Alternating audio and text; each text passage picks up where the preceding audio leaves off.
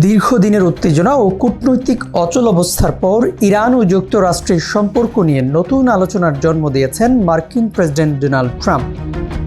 তিনি দাবি করেছেন তেহরানের সঙ্গে একটি চুক্তি ইতোমধ্যেই সম্পূর্ণভাবে স্বাক্ষরিত হয়েছে, তবে চুক্তিতে ইরানের আনুষ্ঠানিক সম্মতি রয়েছে কিনা কিংবা এর মূল শর্তগুলো কি সেই বিষয়ে কোনো বিস্তারিত তথ্য দেননি ট্রাম্প। ফলে তার ঘোষণার পরেও নানা প্রশ্নের উত্তর এখনও অজানা রয়ে গেছে। ফরাসি প্রেসিডেন্ট ইমানুয়েল ম্যাক্রোর সঙ্গে এক যৌথ সংবাদ সম্মেলনে ট্রাম্প এই দাবি করেছেন। তিনি জানান, চুক্তির ইতিবাচক প্রভাব হিসেবে কৌশলগতভাবে গুরুত্বপূর্ণ হরমুজ প্রণালী আংশিকভাবে উন্মুক্ত করা হয়েছে। এই সময় আন্তর্জাতিক বাণিজ্য ও নৌ পরিবহনের জন্য আরও বড় আশ্বাস দেন মার্কিন প্রেসিডেন্ট।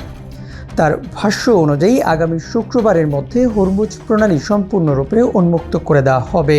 ট্রাম্পের এই ঘোষণার পর আন্তর্জাতিক অঙ্গনে ব্যাপক আলোচনা শুরু হয়েছে, কারণ বৈশ্বিক জ্বালানি সরবরাহ ব্যবস্থাপনায় হরমুজ প্রণালীর গুরুত্ব অত্যন্ত বেশি।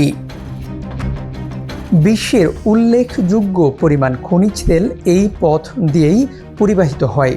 তবে যুক্তরাষ্ট্রের এই দাবির বিষয়ে এখন পর্যন্ত ইরানের পক্ষ থেকে কোনো আনুষ্ঠানিক বক্তব্য আসেনি। ফলে চুক্তির বাস্তব অবস্থা, এর কার্যকারিতা এবং সম্ভাব্য শর্তাবলী নিয়ে অনিশ্চয়তা থেকেই গেছে। এই অবস্থায় আন্তর্জাতিক মহল তেহরানের আনুষ্ঠানিক প্রতিক্রিয়ার অপেক্ষায় রয়েছে। ইরানের অবস্থান স্পষ্ট হওয়ার পরেই চুক্তি সম্পর্কিত প্রকৃত চিত্র সামনে আসবে বলে মনে করছেন পরামর্শকরা। ইএফটি ফার্স্টের সাথে ট্রেড করুন যে কোনো জায়গা থেকে। ক্যাম্পাসে ক্লাসের ফাঁকে, ঢাকার জ্যামে বসে কিংবা ঘরে বসে, ট্রেডিং এখন হাতের মুঠোয়।